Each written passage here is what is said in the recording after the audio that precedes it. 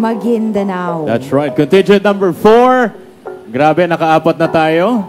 20 more to go. And here comes their float. The float of Kalilintad depicts the venue of Sapa sa Quran. As I've said, Maguindanao decors are used such as Pasandalan, Baguntay, and Obol-Obol. With the right hands, with the right hands, holding the Holy Quran, promises are made to respect the peace, and a traditional feast follows.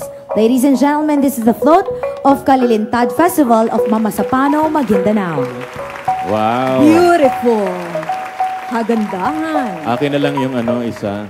At type ko ang mga payong, ha? Oo. Pwede yan, pang decor sa bahay. Ang ganda. Yan ang craftsmanship ng mga At makikisig na mga nasa float. Hello sa inyo. Hello. Ayan, Hi. umismile na. Nag-smile na. Ayan. Dire-diretso na yan sa Manila Bay. Kalilintad.